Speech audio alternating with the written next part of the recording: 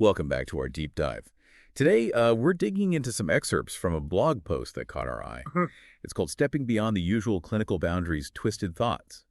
The author is Twisty, apparently the #1 growth coordinator in chiropractic. Right. So growth coordinator sounds like someone focused on, well, practice building maybe, Mhm. success in that field. Yeah, seems that way.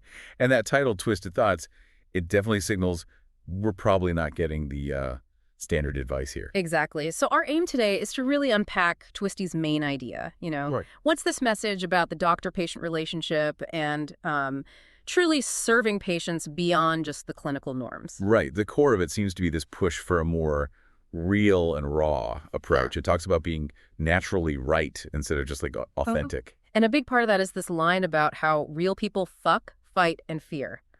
Quite direct language. Definitely direct.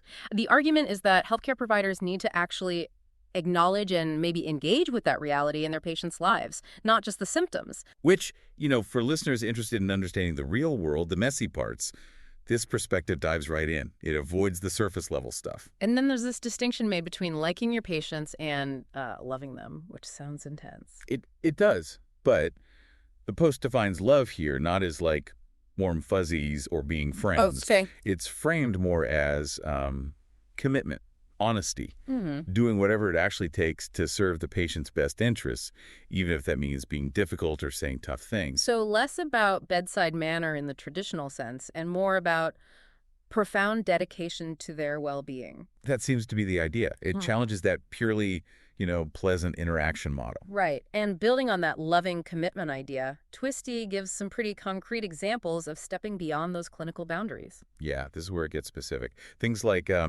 calling patients out if they're, sabotaging their own health progress. Wow. Okay. Direct confrontation. Mm-hmm. And offering emotional support, even mentioning praying with patients. That's definitely crossing a line many wouldn't. And even holding like exclusive invite-only dinners to build deeper connections. Dinners. Okay. So really trying to break down the formal barrier. Exactly. The stated goal behind all this is showing the real human behind the white coat. It's a very different take on patient care. Certainly something that offers a new perspective. And the connection made is that this is where real growth, real breakthroughs, real healing happen outside the typical comfort zone of just clinical talk. Right. The post argues that deep down, patients actually want this level of like genuine engagement. Even if they push back at first. Yeah, even if there's initial resistance, the idea is they crave something more real than just the standard clinical transaction. Interesting. Now, that phrase naturally right versus just authentic. Let's clarify that a bit. Good point. It's not just about being yourself, like here I am, flaws and all. Okay. It seems to be about being genuinely correct and effective in how you serve the patient, doing the right thing for them, fundamentally. Even if that means being unconventional or maybe not what the patient thinks they want in the moment. Precisely. It's about effective service, Yeah. rooted in that deep commitment, rather than just authenticity for its own sake. Got it. So just to sort of summarize the core message here, this perspective is really pushing for a deeper, more human, sometimes more challenging kind of engagement. Yeah. Driven by this idea of loving commitment to the patient's ultimate well-being, not just clinical protocols or, trying to be liked. It certainly moves beyond the standard clinical relationship model.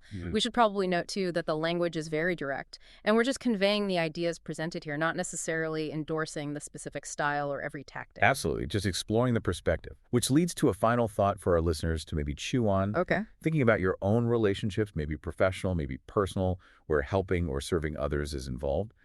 How does this idea of loving, meaning that deep commitment to the best outcome, differ from just liking someone or being pleasant?